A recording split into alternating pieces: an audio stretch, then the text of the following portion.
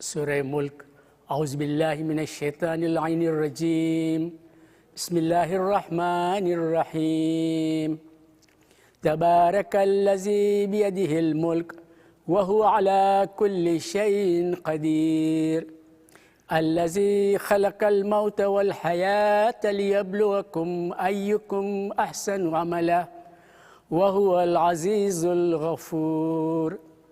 الذي خلق 7 سماوات طباقا ما ترى في خلق الرحمن من تفاوت فارجع البصر هل ترى من فطور ثم ارجع البصر كرتين ينقلب إليك البصر خاسئا وهو حسير ولقد زينا السماء الدنيا بمصابيح وجعلناها رجوما للشياطين واعتدنا لهم عذاب السعير وللذين كفروا بربهم عذاب جهنم وبئس المصير إذا ألقوا فيها سمعوا لها شهيقا وهي تفور تكاد تميز من الغيظ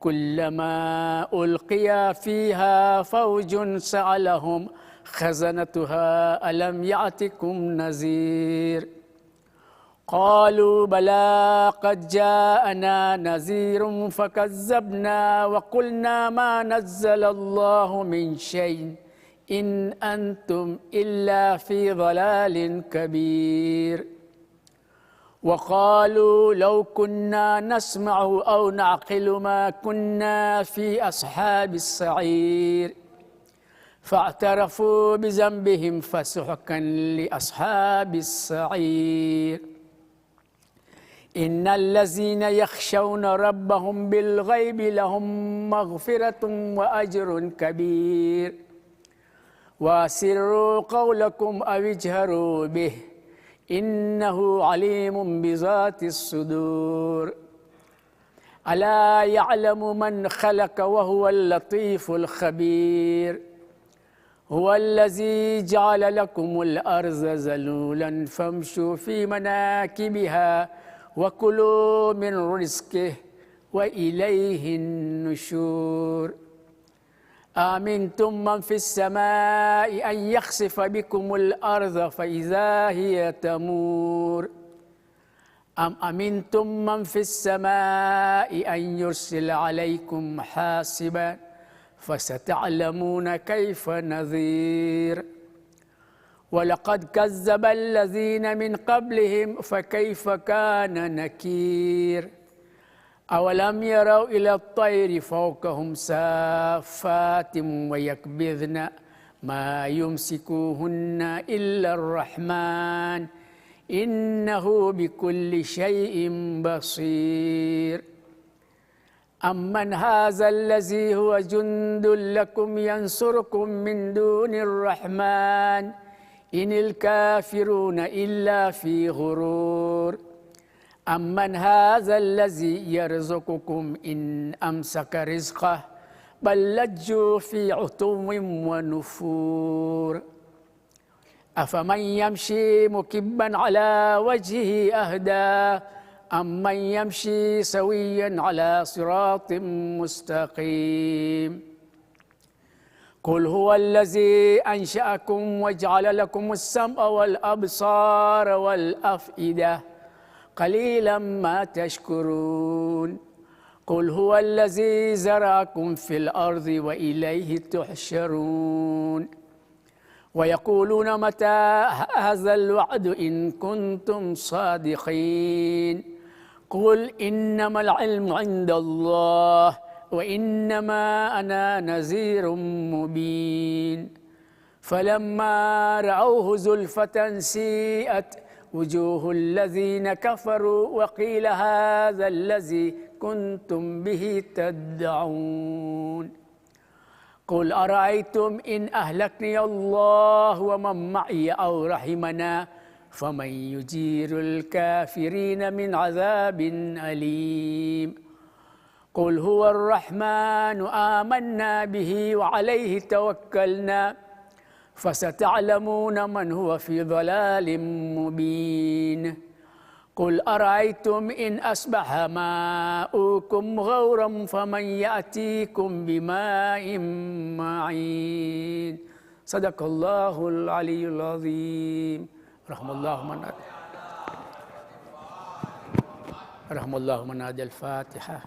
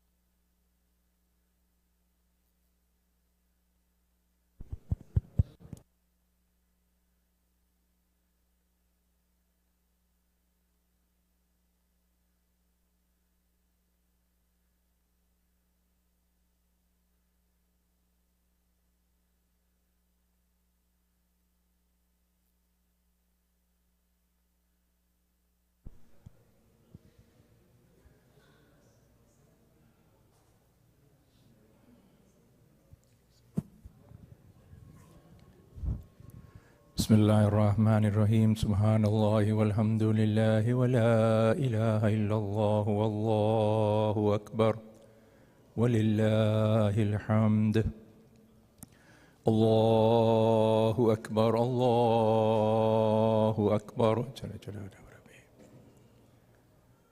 الله أكبر الله أكبر جل جلاله ربي أشهد أن لا إله إلا الله وحده لا شريك له أشهد أن لا إله إلا الله وحده لا شريك له أشهد أن محمدا رسول الله صلى الله عليه وآله وسلم أشهد أن محمدا رسول الله صلى الله عليه وآله وسلم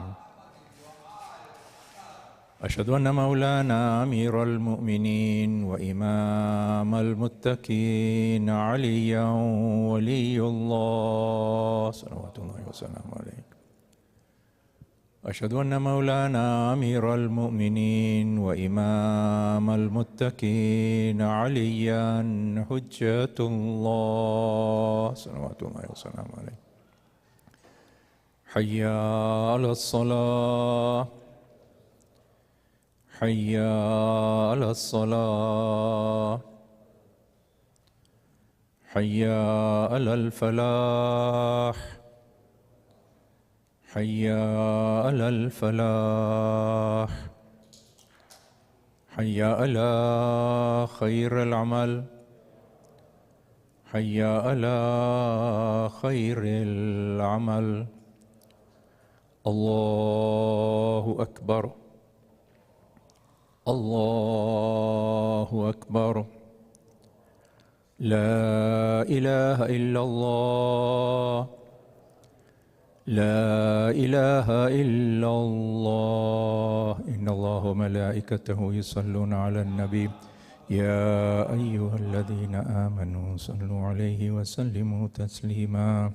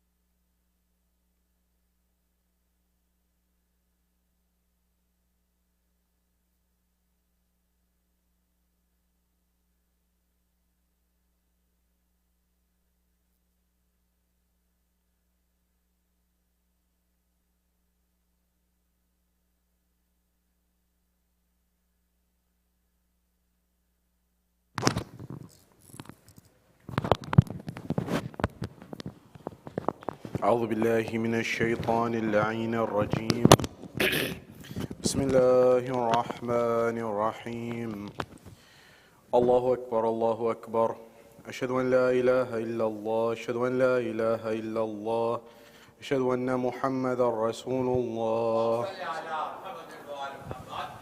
أشهد أن محمد رسول الله أشهد أن عليا ولي الله أشهد أن عليا حجة الله. حي على الصلاة حي على الصلاة حي على الفلاح حي على الفلاح حي على خير العمل حي على خير العمل. قد قامت الصلاة قد قامت الصلاة. الله أكبر الله أكبر. لا إله إلا الله.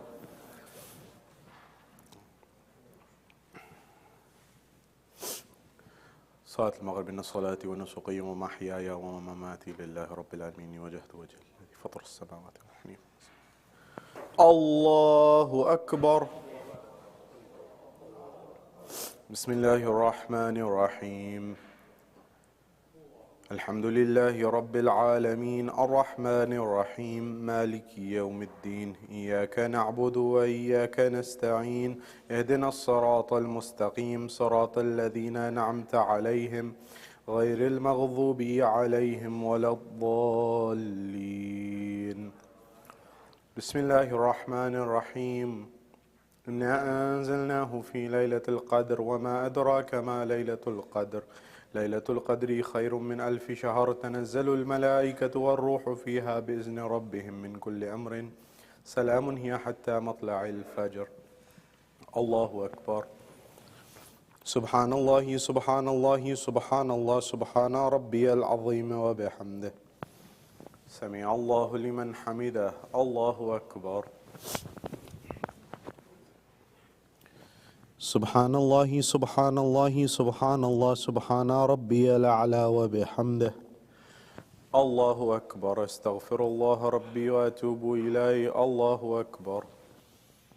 سبحان الله سبحان الله سبحان الله سبحان ربي الأعلى وبحمده.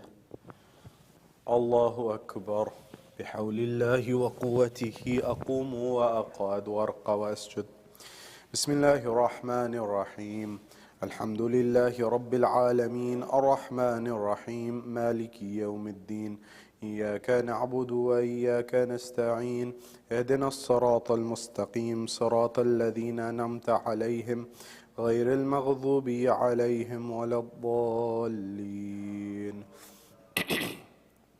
بسم الله الرحمن الرحيم قل هو الله أحد الله الصمد لم يلد ولم يولد ولم يكن له كفوا أحد كذلك الله ربي الله أكبر اللهم صل على محمد وآل محمد ربنا آتنا في الدنيا حسنة وفي الآخرة حسنة وقنا عذاب النار اللهم صل على محمد وآل محمد الله أكبر سبحان الله سبحان الله سبحان الله سبحان ربي العظيم وبحمده سمع الله لمن حمده الله أكبر سبحان الله سبحان الله سبحان الله سبحان ربي الأعلى وبحمده الله أكبر استغفر الله ربي وأتوب إليه الله أكبر سبحان الله سبحان الله سبحان الله سبحان ربي الأعلى وبحمده الله أكبر الحمد لله وخير الأسماء لله أشهد أن لا إله إلا الله وحده لا شريك له وأشهد أن محمدا عبده ورسوله اللهم صل على محمد وآل محمد بحول الله وقوته أقوم وأقعد وأرقى وأسجد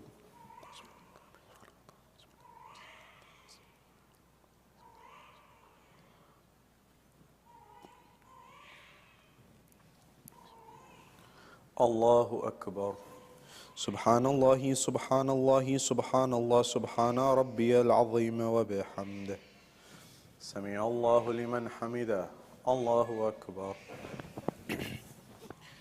سبحان الله سبحان الله سبحان الله سبحان ربي الأعلى وبحمده الله أكبر استغفر الله ربي وأتوب إليه الله أكبر سبحان الله سبحان الله سبحان الله سبحان ربي الأعلى وبحمد ربي صل على محمد وآل محمد يا لطيف ارحم عبدك الضعيف الله أكبر الحمد لله وخير الأسماء لله أشهد أن لا إله إلا الله وحده لا شريك له وأشهد أن محمدا عبده ورسوله اللهم صل على محمد وآل محمد السلام عليك أيها النبي ورحمة الله وبركاته السلام علينا وعلى عباد الله الصالحين السلام عليكم ورحمة الله وبركاته الله أكبر الله أكبر الله أكبر لا إله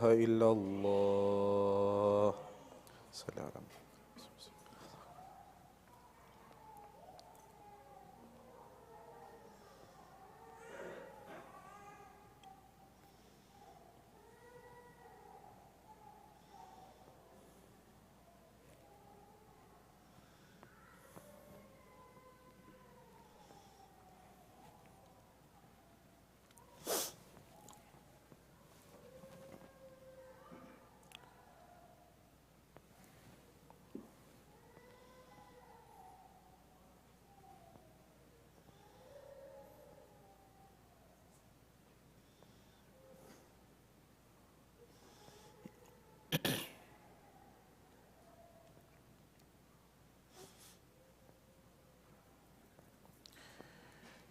إن الله وملائكته يصلون على النبي يا أيها الذين آمنوا صلوا عليه وسلموا تسليما صل على محمد وآل محمد اللهم صل على محمد وآل محمد اللهم صل على محمد وآل محمد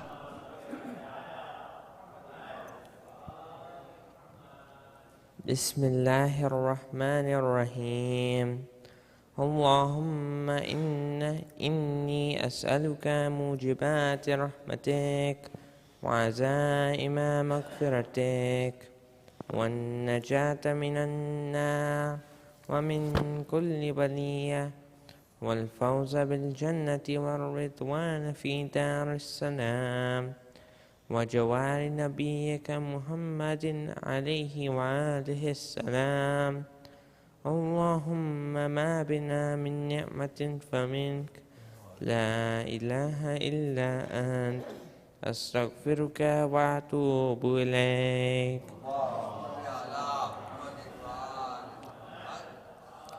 بسم الله الرحمن الرحيم.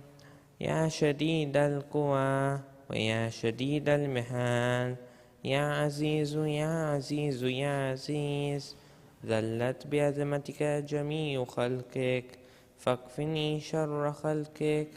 يا محسن يا مجمل، يا منعم يا مفضل، يا لا إله إلا أنت، سبحانك إني كنت من الظالمين. فاستجبنا له ونجيناه من الغم وكذلك ننجي المؤمنين. وصلى الله على محمد وآله الطيبين الطاهرين. اللهم صل على محمد وآل محمد. أحسنت.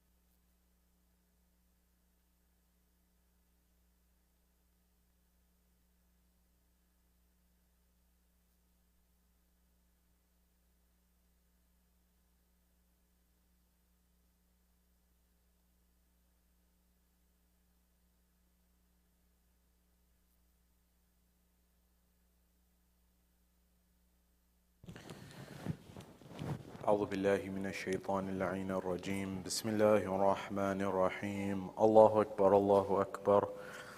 أشهد أن لا إله إلا الله، أشهد أن لا إله إلا الله، أشهد أن محمدا رسول الله، أشهد أن محمدا رسول الله، أشهد أن عليا ولي الله، أشهد أن عليا حجة الله. حي على الصلاة، حي على الصلاة، حي على الفلاح، حي على الفلاح، حي على خير العمل، حي على خير العمل. قد قامت الصلاة، قد قامت الصلاة. الله أكبر الله أكبر. لا إله إلا الله.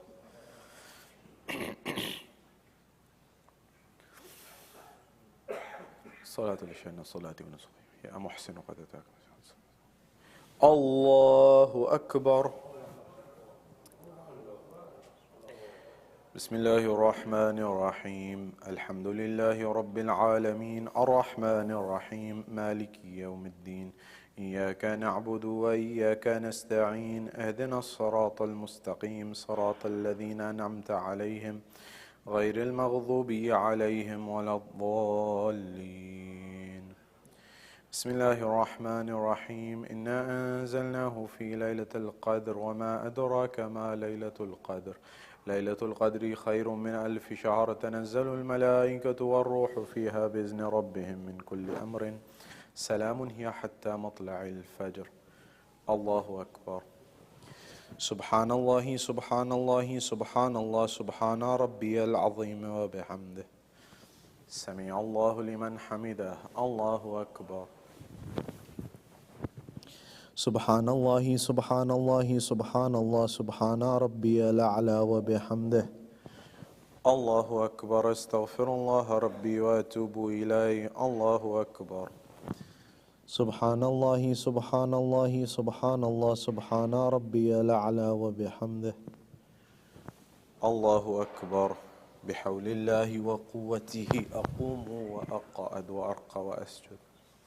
بسم الله الرحمن الرحيم. الحمد لله رب العالمين الرحمن الرحيم مالك يوم الدين. إياك نعبد وإياك نستعين. اهدنا الصراط المستقيم صراط الذين أنعمت عليهم غير المغضوب عليهم ولا الضالين. بسم الله الرحمن الرحيم. قل هو الله أحد الله الصمد لم يلد ولم يولد ولم يكن له كفوا أحد. كذلك الله ربي. الله أكبر. اللهم صل على محمد وآل محمد. ربنا آتنا في الدنيا حسنة وفي الآخرة حسنة وقنا عذاب النار. اللهم صل على محمد وآل محمد. الله أكبر. سبحان الله سبحان الله سبحان الله سبحان ربي العظيم وبحمده. سمع الله لمن حمده. الله أكبر. سبحان الله سبحان الله سبحان الله سبحان ربي الأعلى وبحمده. الله أكبر. استغفر الله ربي وأتوب إليه. الله أكبر. سبحان الله سبحان الله سبحان الله سبحان ربي الأعلى وبحمده. الله أكبر. الحمد لله وخير الأسماء لله. أشهد أن لا إله إلا الله وحده لا شريك له وأشهد أن محمدا عبده ورسوله. اللهم صل على محمد وآل محمد. بحول الله وقوته أقوم وأقعد وأرقى وأسجد.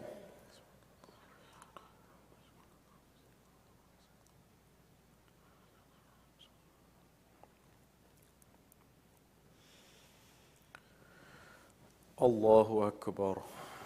سبحان الله سبحان الله سبحان الله سبحان ربي العظيم وبحمده. سمع الله لمن حمده. الله أكبر. سبحان الله سبحان الله سبحان الله سبحان ربي الأعلى وبحمده. الله أكبر. استغفر الله ربي وأتوب إليه. الله أكبر. سبحان الله سبحان الله سبحان الله سبحان ربي الأعلى وبحمده. الله أكبر. بحول الله وقوته أقوم وأقعد وأرقى وأسجد.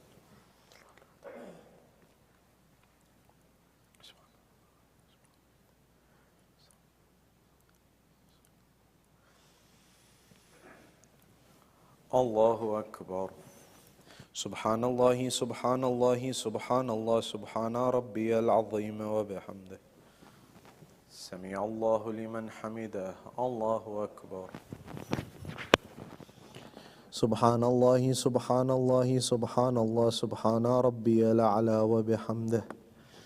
الله أكبر. استغفر الله ربي وأتوب إليه. الله أكبر.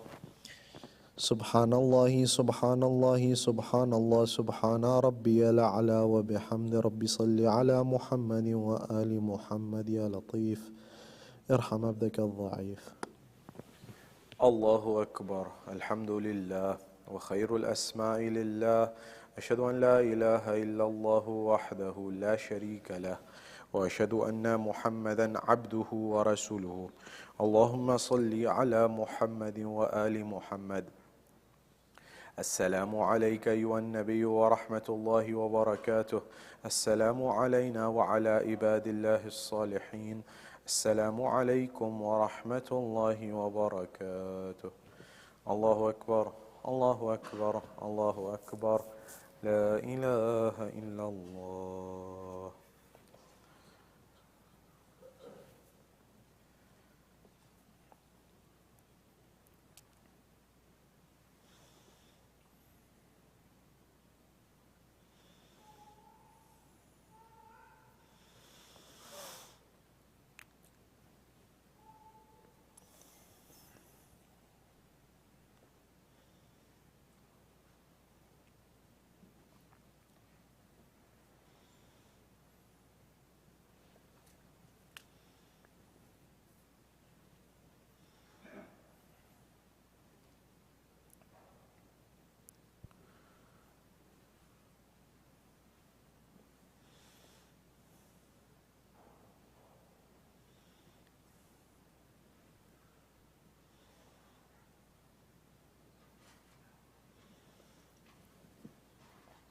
إن الله وملائكته يصلون على النبي يا أيها الذين آمنوا صلوا عليه وسلموا تسليما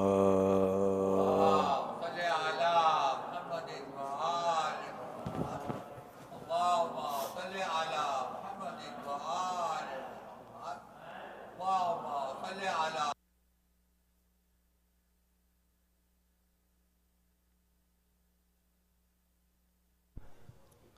بسم الله الرحمن الرحيم. اللهم إنه ليس لي علم بموضع رزقي، وإنما أطلبه بخطرات تخطر على قلبي، فأعجول في طلبه البلدان، فأنا فيما أنا طالب كالحيران، لا أدري أفي سهل هو أم في جبل، أم في أرض أم في سماء، أم في بر أم في بحر، وعلى يدي من ومن قبل من، وقد علمت أن علمه عندك وأسبابه بيدك، وأنت الذي تقسمه بلطفك وتسببه برحمتك. اللهم فصل على محمد وآله، واجعل يا ربي رزقك لي واسعا، ومطلبه سهلا، ومأخذه قريبا، ولا تؤنني بطلب ما لم تقدر لي فيه رزقا، فإنك غني عن عذابي، وأنا فقير إلى رحمتك. فصل على محمد وآله، وجد على عبدك بفضلك، إنك ذو فضل عظيم.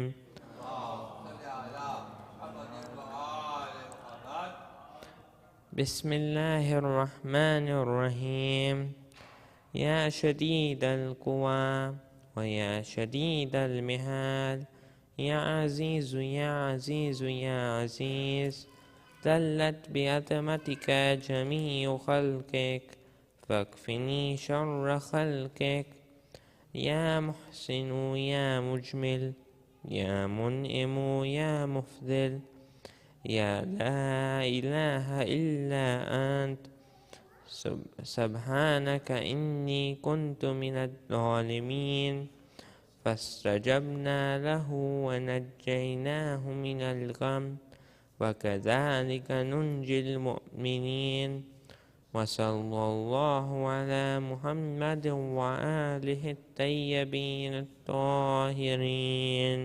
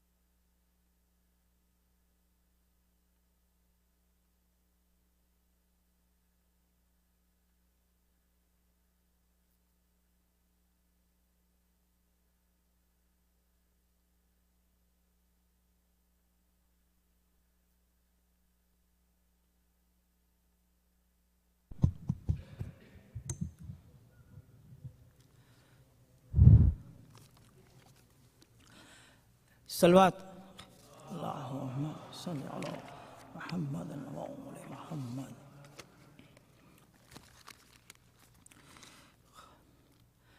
عجیب حال میں ہے فاطمہ کے دونوں پہ سر. عجیب حال میں ہے فاطمہ کے دونوں پہ سر.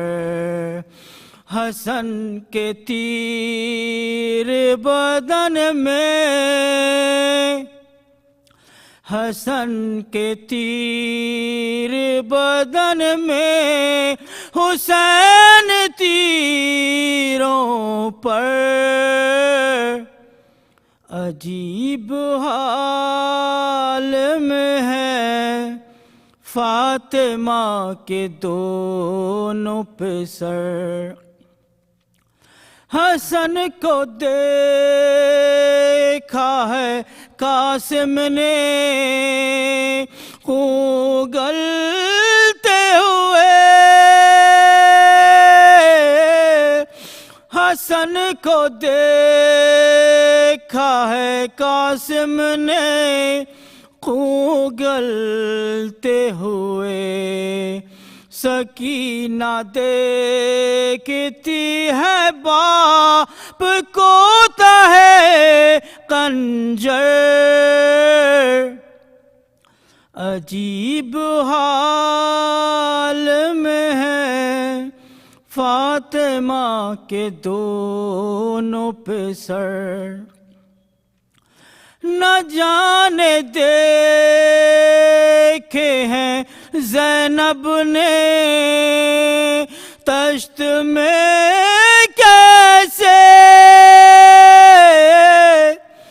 نہ جانے دیکھے ہیں زینب نے تشت میں کیسے. جگر کے ٹکڑے حسن کے کبھی حسین کا سر. عجیب حال میں ہے فاطمہ کے دونوں پہ سر. حسن نے جاتے ہوئے چومے بازو زینب کے. حسن نے جاتے ہوئے چومے بازو زینب کے. حسین جاتے ہوئے چومتے چادر. عجیب حال میں ہے فاطمہ کے دونوں پہ سر. حسن کے بیٹے کے امت نے کر دیے ٹکڑے. حسن کے بیٹے کے امت نے کر دیے ٹکڑے. حسین لاتے ہیں ٹکڑے وہ سارے چن چن کر. عجیب حال میں ہے فاطمہ کے دونوں پہ سر. ادھر حسن کے جنازے پر پھول تیروں کے. ادھر حسن کے جنازے پر پھول تیروں کے. ادھر حسین کے لاشے کی نظر ہے پتھر. عجیب حال میں فاطمہ کے دونوں پہ سر ادھر حسن کا جنازہ پھر آیا گلیوں میں ادھر حسن کا جنازہ پھر آیا گلیوں میں سر حسین پھر آیا گیا ادھر در در عجیب حال میں ہے فاطمہ کے دونوں پہ سر تڑپ رہے ہیں جنازے کچھ یوں اکبر تڑپ رہے ہیں جنازے کچھ یوں اکبر کہ تیر کھینچ رہی ہے بدن سے خود مادر عجیب حال میں ہے فاطمہ کے دونوں پہ سر صلوات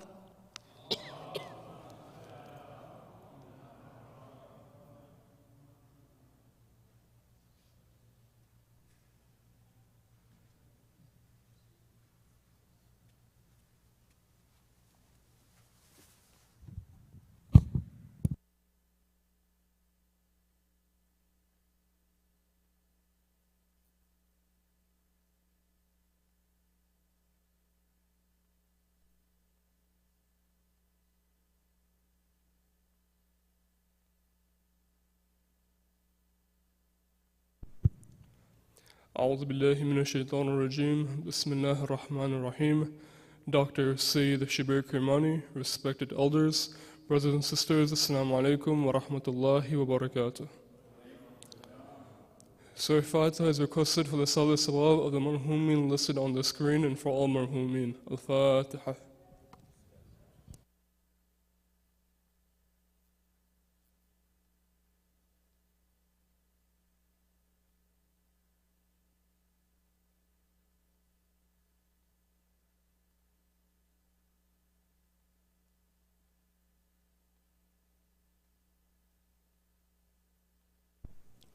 Yujibu is requested for the names listed on the screen and for all those in need here and elsewhere. Bismillahir Rahmanir Rahim. أَمَّن يُجِيبُ الْمُضْطَرَّ إِذَا دَعَاهُ يَكْشِفُ السُّوءَ أَمَّن يُجِيبُ الْمُضْطَرَّ إِذَا دَعَاهُ يَكْشِفُ السُّوءَ أَمَّن يُجِيبُ الْمُضْطَرَّ إِذَا دَعَاهُ يَكْشِفُ السُّوءَ أَمَّن يُجِيبُ الْمُضْطَرَّ إِذَا دَعَاهُ يَكْشِفُ السُّوءَ أَمَّن يُجِيبُ الْمُضْطَرَّ إِذَا دَعَاهُ يَكْشِفُ السُّوءَ. Ladies Majlis, tomorrow, August 12th, the ladies will commemorate the Shahadat of Imam Hassan alayhi salam at 10:30 a.m. On Thursday, August 15th, the ladies will commemorate the Shahadat of Bibi Sakina alayhi salam and the 30th of Shahadat Karbala at 10:30 a.m. Both majalis will take place in the gents' main hall and will be recited by Zakir Sababimani. For those who wish to contribute towards the Tabarruk and Hadiyah, please contact Sister Rafia Natani at 407-921-7454. Hussein Day 2024. The Masjid Hayy Irish team, in collaboration with the Sanford Police Department and Who is Hussein, will hold an annual Hussein Day on Saturday, August 17th at Masjid Hayy at 2 p.m. This year's theme is Hussein's message, love, sacrifice, and humanity. We're honored to have speakers such as Dr. Sayyid Shabbir Kirmani and Chaplain Zeke Vasquez of Advent Health. We'll prepare care packages for teen challenges, Safe House, and the Recovery House. A One Blood bus will be available for donations. To sign up for the blood drive, please visit the link displayed on the screen. Seminole County Public Schools will provide information on transportation and job opportunities. The Student Assignment and School Magnet Programs team will be present as well. The Sanford Police Department will bring their community trailer for children, and lunch will be served to all attendees and volunteers. In order to RSVP for the event, kindly visit the link displayed on the screen. Our main program. We are honored to have Hajj Jalal Muqniya from Detroit, Michigan for the Zainabiyya programs. The nightly programs will begin from Thursday, August 22nd to Saturday, August 24th, with the Arba'in Day program on Sunday, August 25th. We are also once again honored to welcome Sayyid Irfan Haydar Rizvi for Noha Khani at Masjid Hayy on Friday, August 23rd and Saturday, August 24th. Arba'in Ladies Program. We are fortunate to have with us Zakira Zainab Appa Lakdawala, who will be our visiting Zakira during the Zainabiyya programs. Ladies Majlis will be held daily at 10:30 a.m. from Tuesday, August 20th to Saturday, August 24th. Arba'in Walk and Mokib Experience. We are honored to host the Mokib Experience once again to revive the spirit of Arba'in on Saturday, August 24th after the main program. If you have yet to make the journey to Karbala, or your heart is aching to see the generosity of Aba Abdullah, then be sure to visit us at Masjid Hayy, where a number of mawaqib will be serving the guests of Aba Abdullah. If you would like to donate the baruk to be served, please contact Sister Munira Kareem at 407-535-6951. Muharram Safar Fund. We request all who will be attending the masjid or watching the lectures online to make a donation towards these programs. Any amount is welcome. To make a contribution, please contact Brother Murtaza Kareem or Sister Batul Mukhi on the number on the screen, or you can sell your donation to donate@masjidhayy.org or go to the link shown on the screen. Additionally, you can also make payments with credit cards using the point of sale unit. At this time, I'd like to call Dr. Sayyid Shabbir Kirmani to give tonight's lecture with a loud salawat ala Muhammad wa ali Muhammad.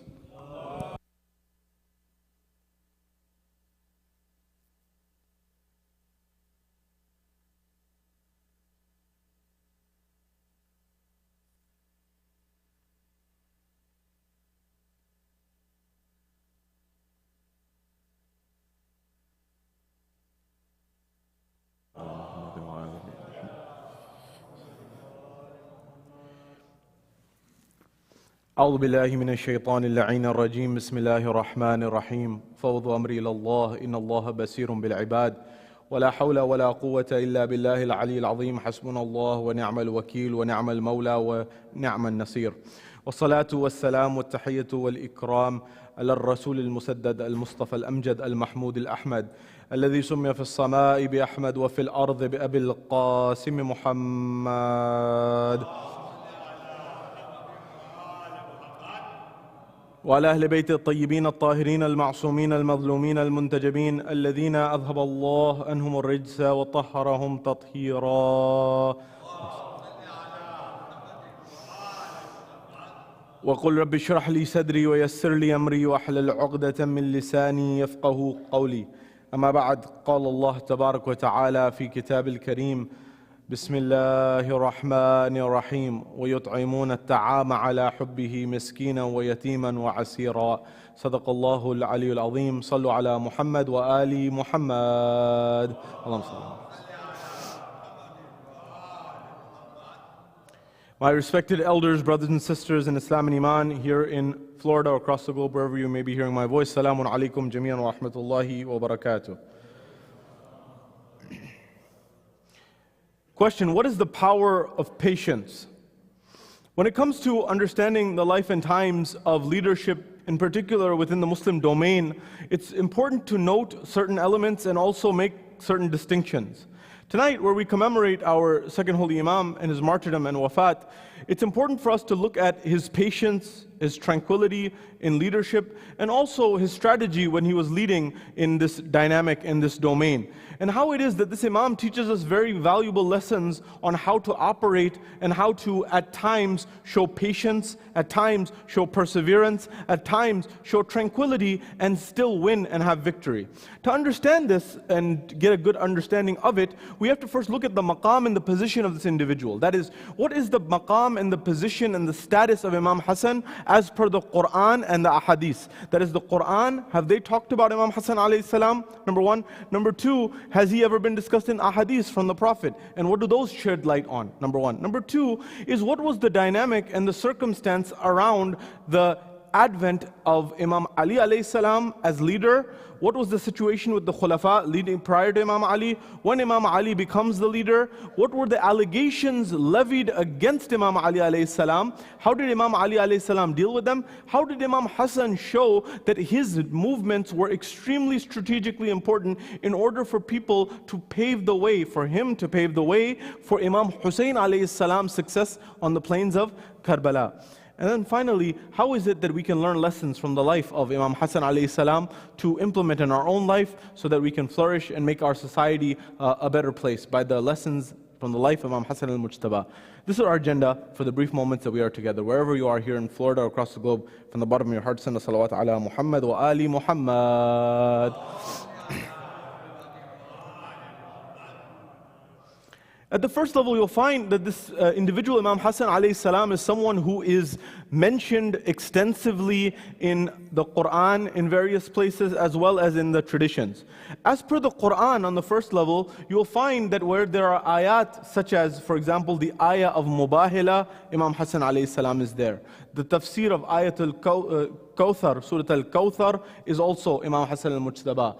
When it comes to the idea of this verse that I recited at the beginning, where Allah subhanahu wa ta'ala says, وَيُطْعِمُونَ الطَّعَامَ عَلَى حُبِّهِ مِسْكِينًا وَيَتِيمًا وَعَسِيرًا, from Surah Dahr or Surah Insan, the chapter of the Quran where Allah subhanahu wa ta'ala says, هَلْ أَتَى عَلَى الْإِنسَانِ حِينًا مِنَ الدَّهْرِ لَمْ يَكُنْ شَيْئًا مَذْكُورًا, that does man not recall that there was a time where he was not worthy of mentioning?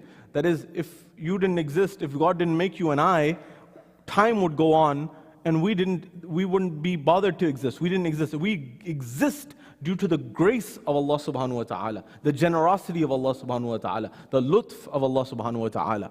And so in that, all the mufassirin have written that when this ayat and these ayat were revealed of Surah Dahr, it was none other than Ali, Fatima, Hassan and Hussein that were the ones who were fasting for 3 days, and they gave their bread in the way of Allah and their food in the way of Allah for the poor, the orphan and the wayfarer. When it comes to the event of Mubahila, and Allah subhanahu wa ta'ala enshrines in the Quran, for example, أنفسنا وأنفسكم نساءنا ونساءكم and all the likes, you find that when it comes to this, Hassan al-Mujtaba is in the tafsir of this ayah as well. And you'll also find in different places, for example, when it comes to the Ahlul Bayt or قُلْ لَا أَسَلُكُمْ عَلَيْهِ أَجْرًا, Imam Hassan is within there.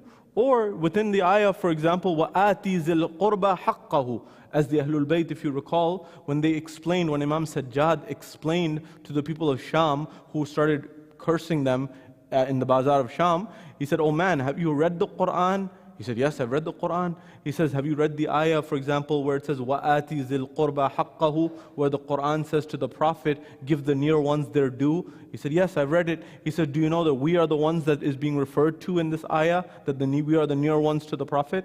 He said, "I didn't know that." And so all of these things, Imam Hassan is found within it, number one. Number two, in the ahadith, it's very clear that the same way that Imam Hussein alayhi salam is exalted in the narrations of the Prophet, you'll find Imam Hassan alayhi salam is just as much, if not more so exalted. That, for example, Imam Hassan is mentioned, of course, in the very famous tradition of the Prophet where he says, Al-Hassan wal-Hussein imaman qama aw qa'da. Hassan and Hussein are imams, whether they are standing or sitting. Or this can be literally or symbolically. That is, one chooses to fight or one chooses to adhere to a peace treaty. One literally goes forward and one literally may be seated. So these are the aspects, number one.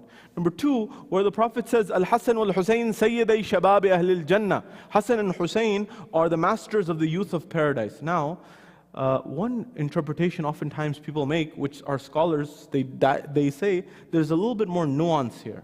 You know, we say that Al-Hassan wal-Hussein Sayyid al-Shabab Ahl al-Jannah, meaning Hassan and Hussein are the masters of the youth of paradise. And we sometimes think that means that when people go to paradise, then eventually Hassan and Hussein will be their masters. But there's a word, an active word here, an operating word, which is Ahlul. And that means the people of. And so when the Prophet says, Hassan wal Hussein Sayyid al-Shabab Ahlul Jannah, He's saying, in some sense, that Hassan and Hussein are the masters of the youth of paradise, a paradise in which everyone's a youth, number one. And number two, the people of paradise, or the youth of paradise, you could be living in this world and be Ahlul Jannah. It doesn't necessarily mean that it has to be down that road. So for example, in this world, there's Ashab al-Yamin, Ashab al-Shimal, there's people of the right path, wrong path. There are people who are on Sirat al-Mustaqim, there are people who are on Ghayr al-Maghdubi alayhim wal-Dhalin. So that's important to realize, that essentially the Prophet's also saying that it's not just that eventually down the road they will be their masters. In this dunya, if you are a person of paradise, then you are fast following in the path of Hassan, or at least you should be. Second point. Third point about Imam Hassan alayhi salam is someone where even the general Muslim population has accepted that there are narrations from the Prophet where he says that Hassan, he looks at the law, he has access to the law. Law is the tablet, the guarded sacred tablet. And so these are tremendous traditions which are in honor of Imam Hassan alayhi salam. So his sanctity is sacred within the Quran and the Hadith, number one. Number two, what was the circumstance around the first three khulafa, the position of Amir al-Mu'minin, and what does that have to do with Imam Hassan and his patience and his sabr, his tahammul, and his controlling himself? Now, keeping this in mind, I want to come up to the next level. You have to understand the dynamics of what was going on. When Rasulullah leaves this world, the dynamics emerge where there are khulafa who come afterwards. And as you know, it's important to know this history, because if you don't know your own history, someone may tell you your history back. And eventually when they tell you your history back, they may tell it to you in a way that it's distorted and it's changed, or key factors are different. By the way, the same thing is going on in the Middle East today, no? That the idea is that people don't know the intricacies of history, and eventually you can make a narrative that eventually says, oh, there was a peace accord that was happening, it was refused by certain parties. Or the nuance inside of it's not discussed. So it's important to know the details of history to understand the dynamics. So looking at this, you'll find the first Khalifa is appointed by a coerced vote. Coerced vote meaning that there was no consensus. It wasn't until someone drew their sword and said, look, if you guys don't vote for him and don't make him the leader, I'm going to draw blood. And this is what happened. The person who became the second Khalifa eventually said that at Saqifa, which was essentially a watering hole or a pub in some sense. And so this is what happened. And so he becomes the first Khalifa. Second Khalifa, is it democratic or even coerced vote? It's not. Historically, the first Khalifa appoints the second Khalifa. So there's no consistency here, second point. Third one, how does the third one get appointed? The third Khalifa in Islamic history, and you can read the pages of Islamic history, he gets appointed by a Shu'ara council, a council of 6 people with one person by the name of Abdurrahman ibn Auf, who had veto power in a closed-door meeting. And that's how he's appointed. And eventually when he's assassinated, the fourth person is Amir al-Mu'minin, Imam Ali, who people went to his door. And they said, look, Ali, we don't have anybody else. You need to do this. You need to lead this. And then he takes on that position. So in Islamic history, there's not a consistency. There's different ways that different people are coming to power, number one. Number two is the distortions that happen around the narrative of assassinations. As you know, the first one dies the way he does, the first Khalifa. Second one, assassinated. Third one, assassinated Uthman bin Affan. Uthman, when he gets assassinated, it's important to know the historical details as to why he was assassinated. Because when people don't know the historical details and they're not involved in understanding, the same things are going on today, by the way. When we're not involved, what ends up happening is people will give us a narrative of why something happened, and that narrative may have nothing to do with reality. So for example, the narrative that was said about Uthman's assassination was that Ali, after he was assassinated, Banu Umayyah, the likes of Muawiyah and others, they began to say, Ali is responsible for the assassination of Uthman. This was the narrative that was pushed. In that environment, by the way, historical reality was different. The historical reality was Uthman brought nepotism back into the Muslim world, into the Arabian world.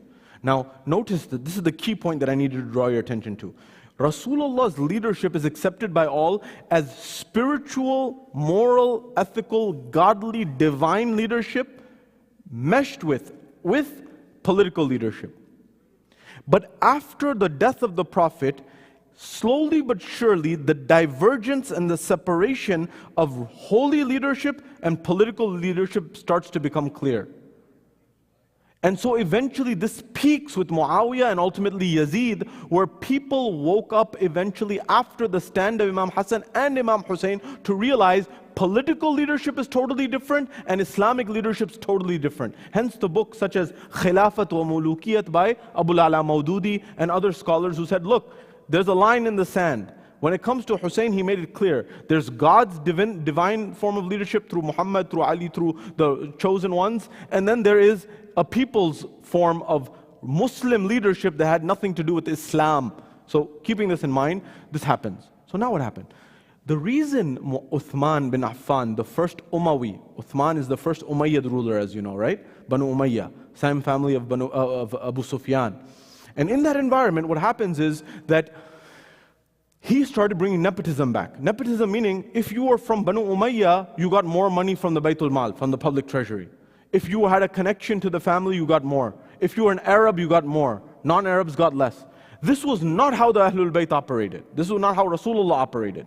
So then, if you're going to have nepotism, and you're going to be unequal, and distribute Baytul Mal or public treasury in an uneven fashion, well, you have to cut somewhere. Where do you cut? He started cutting from different places. He started cutting from, for example, those who are from Africa, for example, their stipends and their public treasury distributions. He started cutting, for example, from the wives of Rasulullah. That's why one of the wives of Rasulullah revolted afterwards. And so when he's making these cuts, as you can imagine, the people who are getting or beneficiaries of the cuts are getting happier, and the people who are getting cut off their income, they're not very happy. And so disgruntled people come. People come from Africa to dispute and tell Uthman, look, we're not happy with what you're doing. You've doubled our taxes and you've halved our income, as in how much we get. So he was taking more money from them. You know, Africa has been looted not just recently by the British and the likes. It's been looted for a long time. And so the same thing was happening. Production, there was all this taxes was being taken from there, and eventually what happens was they're cutting their distribution. Eventually they're saying, we're not very happy with this. And when they came to in Medina to meet Uthman, Uthman refused to meet them.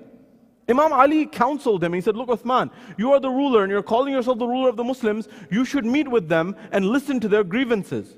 This was another reason why Imam Ali alayhi salam, he used to make himself extremely accessible as a leader to people to hear their grievances, for example. He would be in the public square. Anyways, so this happens. What happens is eventually, people get very upset. Uthman refuses to meet them. Eventually, there's a lot of hoopla and there's a lot of anger that builds up. Imam Ali in this situation, what does he do? Imam Ali, look at the strategy in the situation he's faced with. If Imam Ali explicitly supports and defends Uthman, history and the people even at that time and history would say, oh, Ali was defending Uthman, so they were on good terms. The same way that people say, oh, this name and that name and Ali, they loved each other and all was good and everything was kumbaya. Imam Ali said, what do I do in this situation? And he said, look, I'm sending Imam Hassan, Imam Hussein to go and defend the house of Uthman because things are escalating. But he didn't go himself. Why didn't he go himself? Because people would have said, oh, Ali and Uthman, they were on same terms and Imam Ali approved of his khilafah. Of course he didn't approve of his khilafah. But he also on principle, he said that the assassination was also wrong. Islam doesn't have vigilantism, that I take the religion into my own hands and I say, oh, I'm going to do justice on my own accord. So this was important. But what happened afterwards? After Uthman is assassinated, there was a group, particularly in Banu Umayyah, who said it would be politically advantageous for us to blame Ali on this. And the reason was a fewfold. And when this happened, eventually, at that point in time, in that junction, Imam Ali eventually has to deal with Siffin, he has to deal with Nahrawan, he has to deal with all of these civil wars, the first fitna, second fitna that emerged in Islamic history. The idea of Siffin, Jamal and Nahrawan. These are Muslims fighting Muslims, right? For Badahir, apparently. And in that situation, Imam Ali has to deal with all of these situations that are going in front of him. So now why is this important? Because I want to take you to the next level, so the third step, which is this. What happened after the assassination of Imam Ali alayhi salam? Prior to that, you'll know that in leading up to Siffin, or even in the aftermath of Siffin, Muawiyah had such a propaganda hold on the people that he could tell them that the right is left and the left is right, and they would believe him.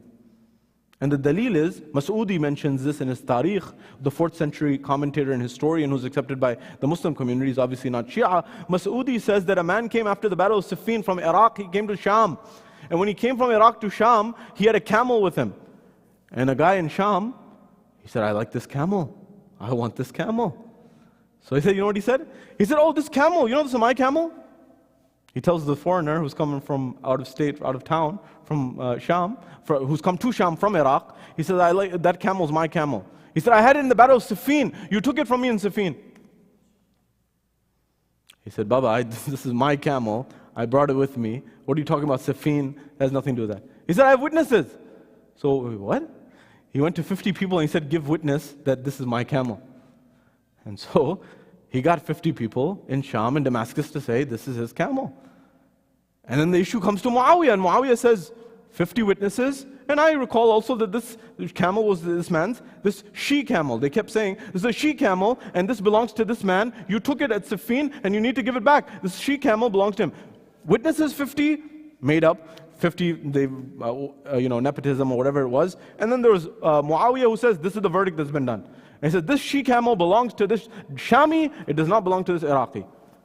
And this Iraqi says, Alhamdulillah. He said, why are you saying Alhamdulillah? He said, you said this she-camel belongs, right? You all said she-camel? He said, yeah. He said, this is a he-camel. It's a he-camel. Now Muawiyah said, you're right, it's a he-camel. He took him to the side. He said, look, I'll pay you some money, take it and run. I've made the verdict, we got the 50 people, take the money, go. He said, why? What do you mean? It's a he-camel, it's not. He said, look, listen to me, it's in your benefit, just listen to me. I said, okay. He gave him the money, and while he's giving him the money, he says that, look, go and tell Ali, when you go back to Iraq, tell Ali that, and the people, by the way, saw the camel, and they said, yeah, it's a he-camel. He says that Muawiyah has 100,000 people in Sham. He says, Muawiyah says to this Iraqi, he says, go and tell Ali that Muawiyah has 100,000 people in Sham, that if he tells them a he-camel is a she-camel, they'll believe him. And that's exactly what happened. In fact, leading up to, Mas'udi himself says, leading up to the Battle of Siffin, on a Wednesday,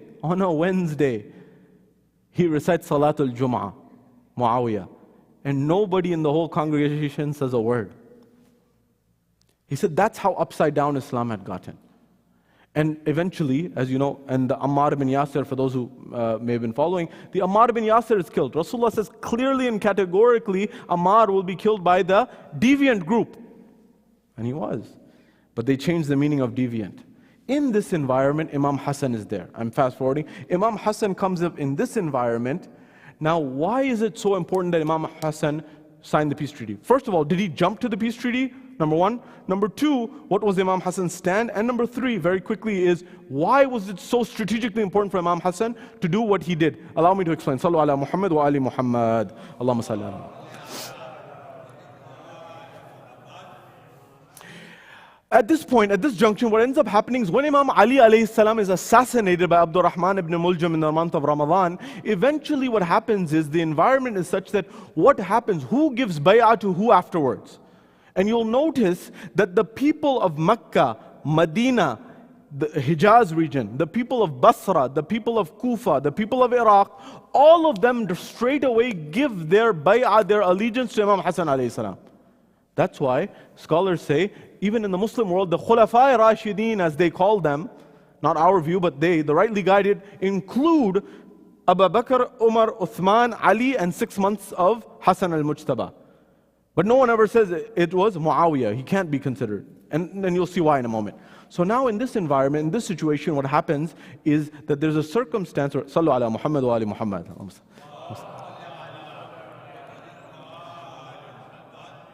Stay with me, you're all looking in one direction, I can see it. So at this point, and when this junction happens, eventually there's a moment in time where Imam Hassan is in a situation where he's coming up to leadership. Everyone has done his bay'ah except Damashq, Sham. And when Sham doesn't do the bay'ah, Imam Hassan writes a letter to Muawiyah. And he says, look, it seems that you are not giving bay'ah and you've riled up the people there. It seems like you want war. It seems like it. Now, Imam Hassan was very strategic even with his word choice. Muawiyah wanted a war. Same thing that you're seeing today, unfortunately, in the Middle East. There are people who are trying to pull. Say, oh, we're getting aggressed upon. They're not mentioning the other side of the equation, right? Same thing. Muawiyah wanted a war. Why? Because it would give him the ability to leverage this for political gain. So what ended up happening was, he said that, okay, it seems like, do you want me to fight or do you want a war? Now, Imam Hassan was very strategic in this, and he went to lead. This is something very important because people say, oh, Imam Hassan was just passive. No. Imam Hassan set up 2 camps of an army at Maskan and Madain very strategically, where he had thousands of men set up in those both camps. And when he's there, eventually he showed something which is a proxy. You know, today we have proxy wars, cold wars, hot wars, cold wars, you know, policy wars, hot wars, direct aggression, or proxies on other people's land and other people's turf. Same thing was going on at that time. So he has these 2 camps set up in Maskan and Madain, and in Sham is Muawiyah. Now at that point in time, the Imam says, I'm ready to fight. He has 30,000, Muawiyah has his 40,000 or so, Imam Hassan has his people. Now Imam Hassan says, I'm sending a battalion to go and confront and intercept Muawiyah. Muawiyah started to march with his men down from Damascus. Again, the people that he has on his payroll, Muawiyah does, they will call a he camel, a she camel, whatever they say. Whatever he says, they'll do. So they're coming down. Imam sends a battalion of 5,000, Imam Hassan. He sends a battalion of 5,000 and he says, go and intercept Muawiyah and tell him, we are ready to fight if you want, and talk to him. Then he tells the general of that battalion, the major or the commander of that battalion, look, I want you to stay loyal. Because he knew how they operated. Imam Hassan was not new to this. Imam Hassan was the leader in the Battle of Siffin. If you know the history, Imam Ali is of course the Imam, but on the strategic level and on the battleground, Imam Hassan was leading the battle in terms of operational layer. So Imam Hassan knew all of the games that Muawiyah played. And so when he knew that all the games that Muawiyah played, eventually what happens in this circumstances, at that environment, when he's playing these games, he says, look, I want you to stay loyal. Because Imam Hassan knew that Muawiyah had a tendency to bribe people and buy them out. And it's as if the Imam was showing that this is a proxy of the Ummah at large. And exactly as the Imam had predicted, that same commander of that battalion that was sent, he got bought out. And then Muawiyah absorbed those people. So now when the news reached the battalion of Imam Hassan comes out of his camp and he says, look, he comes out of his tent and he says, look, this is what happened. I told you that this is the situation, it may happen. Those people have come forward, they've joined, that commander betrayed, he was a traitor, he joined that group, he got bought out. Now you tell me, you want to fight or do you want to have a peace treaty? At that junction, what eventually happened was, Imam Hassan goes into his tent and there's a rift amongst his own people, they begin fighting each other. And when they begin fighting each other, it came to the point that some were saying they wanted to fight, some saying they weren't, and eventually people even ambushed the tent of Imam Hassan himself, his own people. They ambushed the tent of Imam Hassan and they struck Imam Hassan to the point that they stabbed him in his thigh and he began to bleed. In this environment, Imam Hassan, Imam Hussein, Hazrat Abbas, protect and move the enemy away from Imam Hassan, and they protect him, but he's struck. When he sees this, the circumstance is such that then at that junction he realizes the choice that is there. His people were not loyal to him. Imam Hassan's people were not loyal to him. And so at that point in time, number one. Number two, Imam Hassan was also removing the veil from the difference between political leadership and God's leadership, moral leadership and perhaps even corrupt leadership. And it's important to note that because this is what Sunni historians have even said, had Imam Hassan fought Muawiyah outright, what would have happened and what would have been one of the problems? One of the problems would be that people would say that Hassan fought Muawiyah to avenge the rift because of what was the killing of Ali, avenging that, which was ultimately related to the assassination of Uthman. And people would not say this had anything to do with divinity or divine leadership. That's why when Imam Hassan signed the peace treaty with Muawiyah, and then after that when Imam Hassan leaves this world and Imam Hussein abides by the peace treaty of Imam Hassan for 10 years, and it's not until Muawiyah dies and Yazid, which violated the last term of the agreement, Yazid takes power. One of the terms of the agreement was Yazid is not, and nobody from Banu Umayyah is supposed to take over power. It has to go back to Imam Hussein or Banu Hashim. When that was trampled on, then Imam Hussein stands. Why was that important? Because when Imam Hassan and Imam Hussein abided by the peace treaty of Imam Hassan for 10 years, nobody in history was ever able to say that Hussein arose to avenge the killing of Ali ibn Abi Talib. At that point, everyone knew that Hussein stood in order to protect the religion of Rasulullah. And that's sometimes the power of patience and perseverance. Had Imam Hassan done something and fought, number one, he didn't have the loyalty of his people. Number two is, had he done it, courage-wise he was at the front, but had he done it, history would have said that all of those efforts that he had done, the patience, the resilience, and even the Karbala that was to come, people will say, Ali, and by the way, did people not try to say that? People still say that. Oh, Karbala was just a battle between two princes, a political war. This is the distortion that Banu Umayyah was trying to do 1,000 years ago, which Imam Hussein and Imam Hassan's, their peace treaty, allowed to absolutely dismantle. Sallu ala Muhammad wa ali Muhammad. Allahumma salli. The point being, sometimes in life, patience, it's very difficult in the moment, but sometimes it's the more difficult, more courageous thing to do, and sometimes it is the path to victory. Sometimes it is the path to success and winning. In our world, one example of this that is considered is Mandela. Mandela is someone who struggled for a long time. It was a long, ardent journey. It wasn't something that happened overnight. Or any person who struggles for the long run, whether people say the likes of him or Martin Luther King or others, that struggle, and sometimes there's patience that's involved, sometimes being imprisoned unjustly for years on end, or other dynamics, that's the part of the leadership journey that emerges. Imam Hassan, a couple of other very quick points to note about him is, he's known as Kareem Ahlul Bayt. Kareem is the generous one from the Ahlul Bayt, in a family where everyone is generous. Recall, there are 4 levels of generosity and non-generosity within Islam, or stinginess, and there is the likes of La'im, Bakhil, Sakhi, and Kareem. Bakhil is a person who will go hungry themselves and they want everyone else to go hungry. They will not use the wealth, they absolutely want everyone to starve, so to speak. They won't give and they can't see other people give either. That's a spiritual disease in Islam. Number 2 are the people who are bakhil. Bakhil is, they'll spend on themselves, but they'll never think about spending on anyone else. So at least they will spend on themselves, their family maybe immediately, but anyone else, no. Then there's another level which is sakhi. Sakhi is when they have, and they have surplus, they'll give other people. But there's another level which is kareem, it doesn't matter they have or not, they will give. الَّذِينَ يُنْفِقُونَ, the Quran says, الَّذِينَ يُنْفِقُونَ فِي السَّرَّاءِ وَالضَّرَّاءِ وَالْكَاظِمِينَ الْغَيْظَ وَالْعَافِينَ عَنِ النَّاسِ وَاللَّهُ يُحِبُّ الْمُحْسِنِينَ. Those who give in times of ease and hardship. In times of ease, you can give, but in times of hardship to give, it's another caliber. That's what the Ahlul Bayt embodied. So Imam Hassan, at least in his life, he gave away all of his income at least twice, and he gave away half of his income numerous times.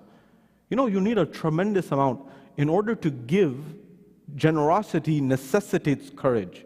So when we talk about, you have to have yaqeen and certainty that the one who gave you yesterday will give you tomorrow as well. And the one who gave you the ability to earn yesterday will also give you, through your intellect and through your ability, the ability to earn tomorrow. That was the certainty of this Imam. And you know what propaganda Muawiyah did? Just a quick point before we switch to Mazahib. He says, look, Imam was so generous that eventually he would give everything, you know, whether it was these loans or money that he gave or helping people out. You'll remember him in I'tiqaf that I mentioned many times, or the Imam helping people out. Or there's a circumstance where Muawiyah comes to Medina from Sham when he's ruling. And eventually he's given people money from the Baytul Mal. He made a political visitation. And when he makes this political visitation, eventually Imam Hassan has no interest in meeting him. And they say that you won't get credibility unless Hassan comes to you. And they pushed him and persuaded him, and eventually, at the end of the day, they were able to catch Imam Hassan by leaving the masjid at the end of the day. And then Muawiyah says to Imam Hassan, he said, you came at the end because you thought that all the money will be gone, and so you wanted to show that I'm not, as generous. And so Imam's, of course, not paying any heed to this. So he says, look, he tells his men, Muawiyah says, I want all the money that we've given from the morning, put it on one side, and put the rest equal to that amount, give that to Hassan al-Mujtaba. Eventually, Imam Hassan al-Mujtaba, he had no interest in this. Imam Hassan he was doing quite well himself. So he was trying to show that he's generous. So he gave him that money. Eventually there was a man who had done an oath, and he just made some moccasins or some slippers for Imam Hassan, and he said, Ya Ibn Rasulullah, I've made these slippers for you. If I had another, that I would put them on your feet yourself. My another was accepted, will you accept? So, and of course, Muawiyah, when he gave that money, he gave it towards Imam Hassan in an arrogant, prideful way. He said, and know that I'm the son of Hind. You know, the Ahlul Bayt did not like Hind at all, right? She's the one who ate the liver of Hamza and the likes, right? And that was from the family of Abu Sufyan. Imam Hassan saw this person who gave him these moccasins or shoes or slippers, and he said, whatever you've given me here, give it to this man. The person who just did another, he gave everything away immediately. Eventually, and the Imam walks out saying, no, I'm the son of Fatima al-Zahra. This notion that they couldn't destroy the spirit, the integrity or anything. But the generosity became so much. You know what Muawiyah had? He was the king of spinning. You know, spinning things around. Muawiyah invented, it seemed like he invented this. So you know what he eventually said? The news became so abundant that Hassan was so generous that eventually he wrote a letter and he wrote a line to him saying, La khayra illa lil israf. There's no khair in israf.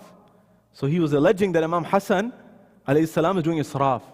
You know, israf is not good, right? We shouldn't be wasting, we shouldn't do any of this like wastage. Use what's necessary, don't waste. Waste is something that Islam does not accept. So he writes to him, because of the generosity, he has to misconstrue, he has to change the narrative. So he said, La khayra fil israf. There's no good in israf. There's no good in israf. So he's alleging Imam Hassan is doing this. And Imam Hassan replies with a one-liner, and he said, yeah, sure, you're right, but la israfa fil khair. There's no israf in khair. There's no wastage in good. When you do good, there's no extravagance in it. So the Imam is showing the other side of the equation.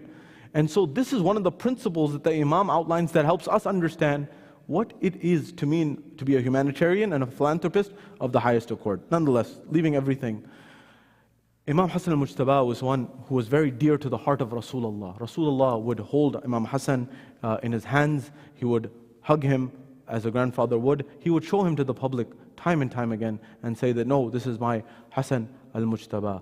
But eventually, the circumstances were that the people turned on Imam Hassan to the point that even some of his companions began to call him. They would say, after he signed the peace treaty with Muawiyah, they would say, Assalamu alayka ya mudil al-mu'mineen.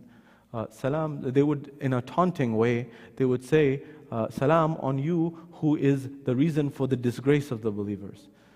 They didn't know the wisdom of Imam Hassan. So one of the tests of Imam Hassan is not only the patience and the resilience, but also having to hear the taunts of the people. The same way that in the Quran, Ayyub or Job is having to deal with the people and their taunts and their allegations that he's being dealt with this in this way by God because he must have done something wrong. But the same way, Imam Hassan has to deal with this patiently. Ajrukum ala Allah. Eventually the circumstance emerges where politically they see that they want to get rid of Imam Hassan. And Imam Hassan was poisoned internally from within the home. Eventually what happens is one of his wives, she gives poison to the Imam. When this poison seeps into the blood of Imam Hassan al-Mujtaba, eventually the circumstance arises that the Imam begins to vomit pieces of his own organs. Eventually he's coming towards the end of his life. The loved ones surround him. Imam Hassan is surrounded by the likes of Bibi Zainab, by the likes of Imam al-Hussein, by the likes of Hazrat Abbas, by the likes of the loved ones. They are seeing that their brother is being is departing from this world. This is one of the struggles and the tragedies and the things. The narrations say that when Imam Hassan is about to leave this world, his soul is departing. Imam Hussein is by the bedside of Imam Hassan. He begins to weep and he begins to cry. And when Imam Hussein begins to cry and weep, Imam Hassan is attributed to have said, "Oh Hussein, my brother Hussein, don't cry in this way. La yawmuka yawmuka ya Aba Abdullah. Oh Aba Abdullah, there is no day like your day." It is as if Imam Hassan is seeing the plains of Karbala in front of his eyes. And what's to happen on the plains of Karbala? Sibt Akbar, the elder grandson of Rasulullah, Hassan al-Mujtaba, is departing from this world. Ajrukum ala Allah, azadaro do jumle sun lijiye. Shair ne ajeeb jumla kaha کہ پیکاں وہ جو تیر کے اوپر ہوتے ہیں, spare heads جو ہوتے ہیں, پیکاں برس رہے ہیں تابوت پر حسن کے, امت مٹا رہی ہے آثار پنجتن کے. یہ پنجتن کے رکن ہے. حسن مجتبیٰ دنیا سے جا رہا ہے. حسن کو غسل بھی ملا, کفن بھی ملا, مگر اس سے پہلے زینب نے کچھ دیکھا. زینب نے کیا دیکھا کہ جب زہر دغا دیا گیا امام حسن مجتبیٰ کو, امام حسن مجتبیٰ نے ایک تشتری میں انہوں نے اپنا کلیجہ اگلا, اور بی بی نے شاید دیکھا ہو یا امام نے چاہا کہ بی بی نہ دیکھیں, ڈھانپ دیا. اس وقت گویا امام حسین نے کہا ہوگا, اے حسن مجتبیٰ یہ کیا کیا. گویا امام حسن نے شاید کہا ہو, اے بھیا حسین میں نہیں چاہتا کہ زینب یہ منظر دیکھے, مگر خدا جانے زینب نے کیا کیا منظریں دیکھی تھیں کربلا میں, اور بعد از کربلا اور کوفہ و شام تلک زینب نے کیا کیا دیکھا. اے حسن مجتبیٰ اجرکم علی اللہ. امام حسن کو غسل بھی دیا گیا, کفن بھی دیا گیا, تابوت ابھی نکلے گا. یہ تابوت نکلا تھا اور چاہا کہ آل محمد نے چاہا کہ امام حسن مجتبیٰ نانا کے پہلو میں دفن کر دیے جائیں, مگر امت نے کیا کیا, کیا صلہ دیا اجر رسالت کا. امت نے تیر برسائے حسن مجتبیٰ کے جنازے پر. کیا جملہ کہا گیا تاریخ میں کہ ایک فرق تھا حسن کے جنازے میں اور حسین کے جنازے میں. وہ فرق کیا تھا کہ حسن کے جنازوں پر تیر تھے, کہ جنازے پر تیر تھے, حسین کا جنازہ تیروں پر تھا. یہ حسن مجتبیٰ کا جنازہ تیر برسا دیے گئے, پھر غسل و کفن دیا گیا. آخر آل محمد نے کہا کہ جنت البقیع میں دفن کیا جائے حسن مجتبیٰ کو. سلام ہو آپ پر امام حسن مجتبیٰ, آپ کو غسل بھی ملا, کفن بھی ملا. امت نے تیر تو برسائے, مگر آئیے کربلا میں زینب 70 قدم دور کھڑی ہے, حسین ہے, شمر ہے, قند خنجر ہے, 13 ضربے حلقوں میں سبت پیمبر. زینب کھڑی دیکھتی رہ گئی, کہا پسر سعد میرا ماجایا ذبح ہو رہا ہے, تو کھڑا دیکھ رہا ہے. فوج ملک ساتھ ہے, سرخون جبریل ہے, شور یہی ہے بپا, آتا ہے تابوت یہ. فاطمہ فردوس سے نکلی ہے سر پیٹتی, کہتی ہوئی ازا آتا ہے تابوت. شوروں ہے معاشر بپا, روتے ہیں آل ابا.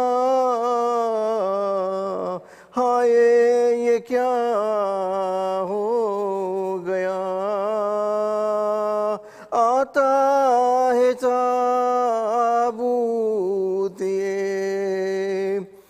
زینب مغموم بھی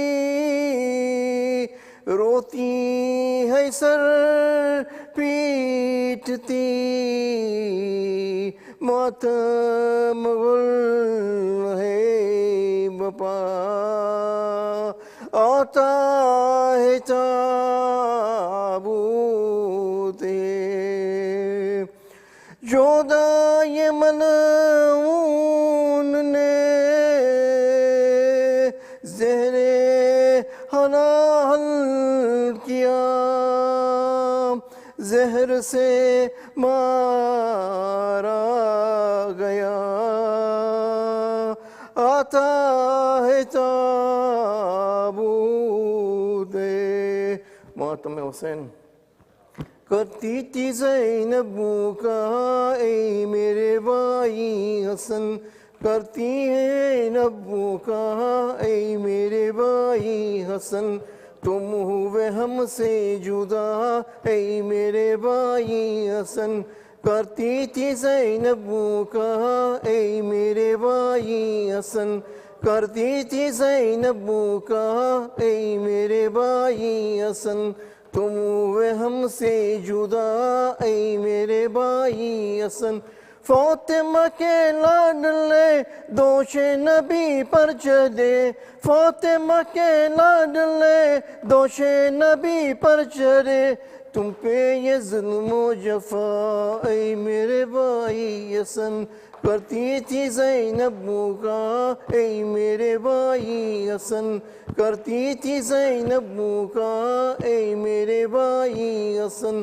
تم ہوئے ہم سے جدا اے میرے بھائی حسن زہر ستم سے ہوا ٹکڑے جگر آپ کا زہر ستم سے ہوا ٹکڑے جگر آپ کا سبز بدن ہو گیا اے میرے بھائی حسن کرتی تھی زینب کا اے میرے بھائی حسن کرتی تھی زینب کا اے میرے بھائی حسن تم ہوئے ہم سے جدا اے میرے بھائی حسن اٹھ کے تو دیکھو ذرا آپو کا قاسم کھڑا اٹھ کے تو دیکھو ذرا آپو کا قاسم کھڑا روتا ہے سر پیٹتا اے میرے بھائی حسن کرتی تھی زینب کا اے میرے بھائی حسن کرتی تھی زینب کا اے میرے بھائی حسن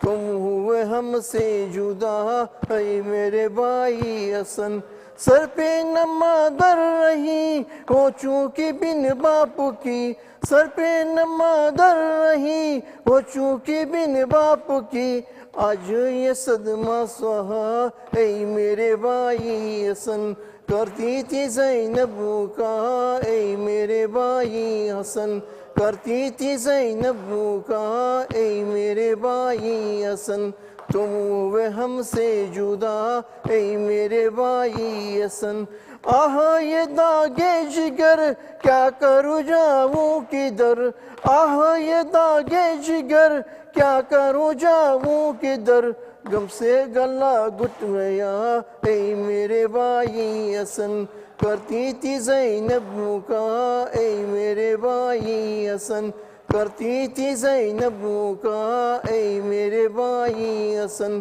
تم ہوئے ہم سے جدا اے میرے بھائی حسن کھول دے غم کی تو سر لٹ گیا ہے در کا گھر کھول دے غم کی تو سر لٹ گیا ہے در کا گھر کرتی ہے زینب کا اے میرے بھائی حسن کرتی تھی زینب کا اے میرے بھائی حسن کرتی تھی زینب کا اے میرے بھائی حسن تم ہوئے ہم سے جدا اے میرے بھائی حسن سورۃ الفاتحہ